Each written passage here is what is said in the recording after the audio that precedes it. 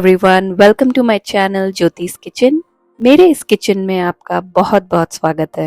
लच्छा पराठा बनाने के लिए मैंने यहाँ पे 1 कप गेहूं का आटा लिया है।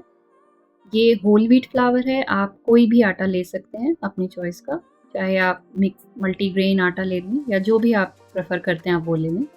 इसमें नमक ऐड करिए स्वाद अनुसार, और मैंने यहाँ पे थोड़ी सी अजवाइन भी इस तरीके से हाथों में क्रश करके इसमें मिक्स की है। अब इसे अच्छे से मिक्स कर लेना आटे को। इसी स्टेज पे आप घी भी यहाँ डाल के इसे मिक्स कर सकते हैं, मैंने घी बाद में ऐड किया है, आप इस स्टेज पे भी ऐड करके मिक्स कर सकते हैं। तो अब इसमें हमें थोड़ा थोड़ा पानी डालते हुए आटे को गूंद लेना है अच्छे से। ध्यान रखें कि आटा जो है बहुत सॉफ्ट भी नहीं होना चाहिए और बहुत हार्ड भी नहीं होना चाहिए, एक अच्छा सॉफ्ट डो बनाना है। अब इस आटे में मैं थोड़ा सा घी यहाँ पे मिक्स करके इसे अच्छे से गूंद लूँगी। घी डालने से लच्छे पराठे के जो लच्छे बनते हैं वो बहुत ही क्रिस्प बनते हैं। तो बाहर से पराठा बहुत क्रिस्प होता है और अंदर की जो लेयर्स होती हैं वो बहुत अच्छे से खुल के आती हैं। तो इसे अच्छे से मिक्स करके इसको आटा में रेडी कर लेना है। अब ये आटा गूंद के तैयार हो गया है, इसे हम थोड़ी देर ढक के रख देंगे। आप 10 मिनट के लिए इसे रख सकते हैं, ज़्यादा नहीं रखना है इसे। अब इस आटे को थोड़ी देर हमें हार्ड सरफेस पे रख कर दोनों हाथों से मसल लेना है। तो अब हमारा आटा गूंद के तैयार हो गया है, बिल्कुल परफेक्टली सॉफ्ट डो बन गया है। अब इसको मैं 3 पार्ट्स में डिवाइड करूँगी। तो 1 कप आटा से कम 3 लच्छे पराठे बन जाते हैं। जो हमने 3 पार्ट किए थे उसमें से 1 पार्ट को ले लेना है हमें, और इसे अच्छे से गोल करके हमें इसे बेलना है। तो पहले तो इसे अच्छे से गोल कर लीजिए। अब एक बेलन की मदद से हमें इसे बेलना है, जैसे कि आप रोटी या पराठा बेलते हैं नॉर्मली वैसे ही बेलना है। ये थोड़ा सा और पतला बेला जाएगा, लेकिन तो ध्यान रखें कि थोड़ा सा हमें पतला बेलना। तो इस तरीके से आप इसे बेल लीजिए। अब हमें एक नाइफ से इसकी पतली पतली स्ट्रिप्स काट लेना है। यहाँ पे जितनी पतली स्ट्रिप्स अभी आप काटेंगे उतने ही पतले आपके लच्छे एंड में दिखेंगे, बिल्कुल नूडल्स की तरह। तो इसीलिए बहुत पतले पतले स्ट्रिप्स ही हमें यहाँ पे काटनी है।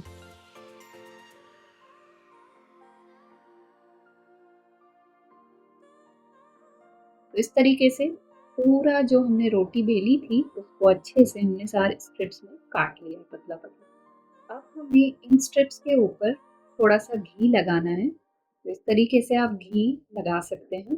अगर आप घी ज़्यादा नहीं प्रेफर करते हैं तो आप लाइटली ब्रश करिए, अदरवाइज इसमें लच्छे पराठे में ज़्यादा घी अच्छा लगता है। तो इस तरीके से घी आप कोट कर लें।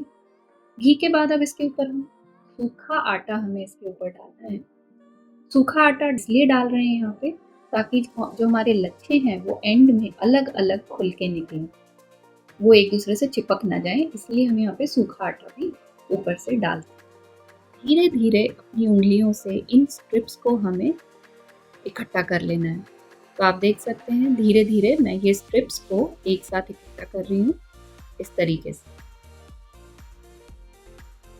तो देखिए पतले पतले हमारे स्ट्रिप्स तैयार हैं।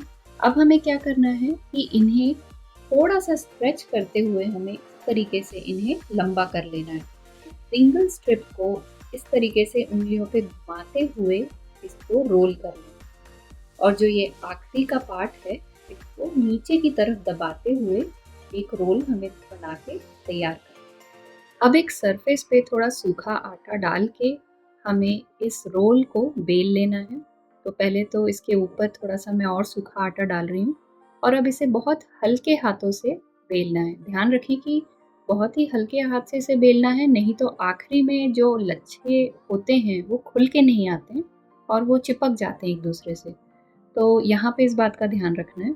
आप चाहें तो हाथ से प्रेस करते हुए भी पराठा बना सकते हैं, हल्के हाथों से प्रेस करते हुए, या आप बेल रहे हैं तो ध्यान रखें कि हल्के हाथों से इसे बेलें।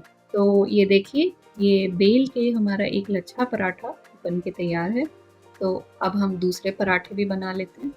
इसी तरीके से हम बाकी पराठों को भी पतले स्ट्रिप्स में काट के उनके ऊपर घी लगा के सूखा आटा डाल के और इस तरीके से उन स्ट्रिप्स को इकट्ठा करके वापस से रोल बना के तैयार कर। दूसरे रोल से मैं यहाँ पर चिली गार्लिक लच्छा पराठा बना रही हूँ।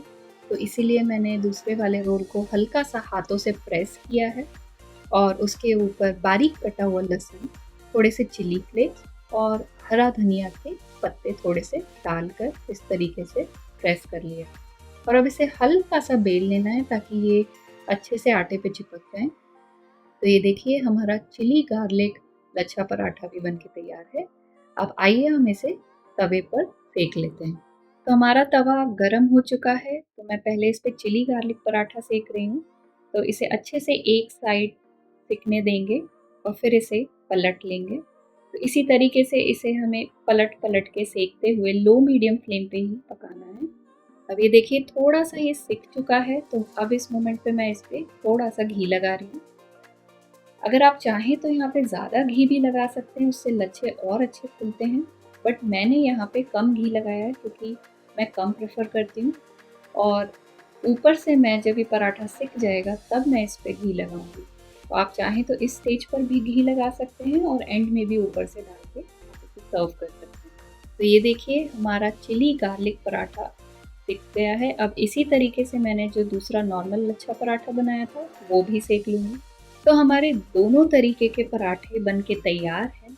तो अब मैं इसमें ऊपर से इस पे थोड़ा सा घी लगा रही हूँ। इससे लच्छे पराठे का टेस्ट और एनहांस हो जाता है और लच्छे भी बहुत बढ़िया फूलते हैं। तो मैंने यहाँ पे घी लगाया है। अब इस पराठे के लच्छों को खोलने के लिए हमें क्या करना है कि इस पराठे को हाथ में लेना है और इस तरीके से हल्के हाथों से इसे प्रेस करना है। इसके लच्छे जो हैं वो खुल जाएंगे। तो हमारे गेहूं के आटे से बने हुए लच्छे पराठे तैयार हैं। ये जितने सुंदर दिख रहे हैं उससे ज़्यादा ये टेस्टी हैं। तो आई एम श्योर कि जब आप ये बनाएंगे और जब आप एंड में ये लच्छे देखेंगे तो आपको खुद को यकीन नहीं होगा कि ये आपने बनाया है। तो इस रेसिपी को आप अपनों के साथ ज़रूर शेयर करें और मुझे भी ज़रूर आप कमेंट करके बताएं कि आपको ये लच्छे पराठे की रेसिपी कैसी लगी और जब आपने ये बनाया तो ये कैसे बने। आई एम श्योर ये बहुत अच्छे लगेंगे आपको।